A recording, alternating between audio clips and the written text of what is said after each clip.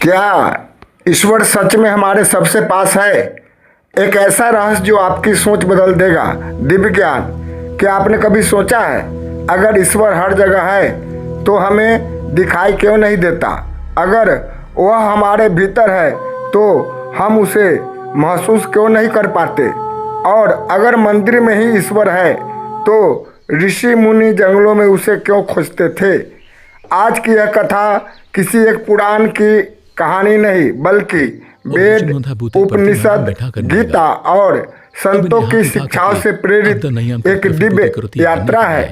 अंत तक बने रहिए, क्योंकि अंतिम रहस्य आपकी सोच हमेशा के लिए बदल सकता है। बहुत समय पहले हिमालय की एक शांत गुफा में एक युवा साधक अपने गुरु के पास पहुंचा। उसकी आंखों में एक ही प्रश्न था, गुरुदेव, ईश्वर कहाँ रहते हैं? गुरु मुस्कुराए और बोले, यदि मैं कह दूं कि वह मंदिर में है तो तुम मंदिर तक सीमित हो जाओगे। यदि मैं कह दूं वह आकाश में है तो तुम कभी अपने भीतर नहीं देखोगे। इसलिए पहले स्वयं खोजो।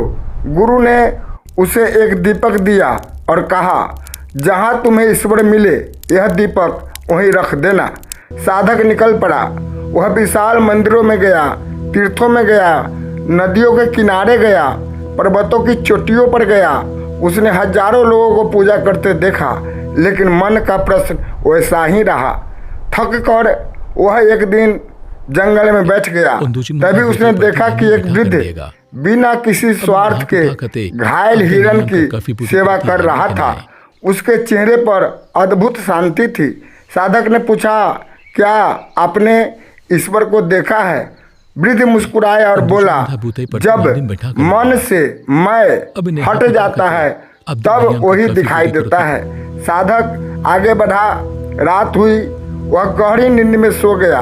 सुबह उठकर उसके मन में विचार आया, मैं सोया था, फिर भी मुझे पता है कि नींद सुखद थी। वह कौन था जो सब जान रहा था? उसी क्षण उसे गुरु की बात याद आई।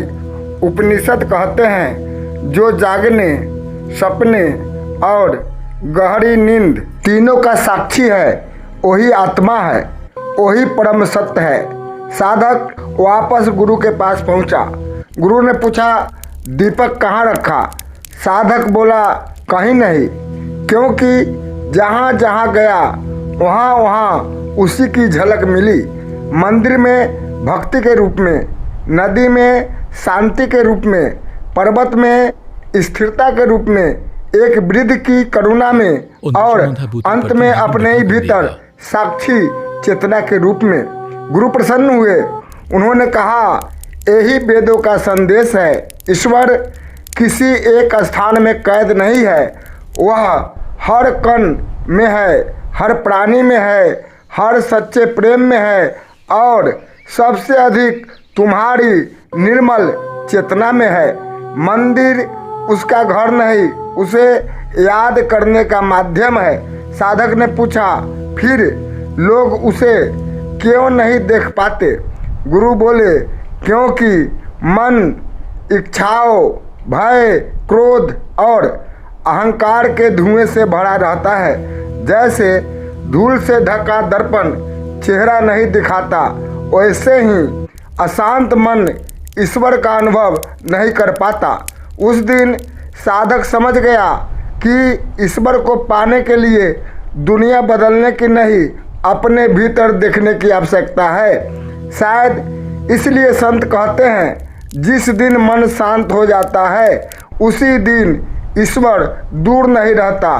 तो अगली बार जब आप मंदिर जाएं, केवल दर्शन ही न करें, एक पल अपनी आंखें बंद करके अपने भीतर भी झांकिए। हो सकता है जिसकी तलाश आप बरसों से बाहर कर रहे थे, वह हमेशा से आपके सबसे पास रहा हो। अगर यह दिव्य कथा आपके हृदय को छू गई हो तो इसे अपने प्रियजनों के साथ अवश्य साझा करें। जय श्री हरि।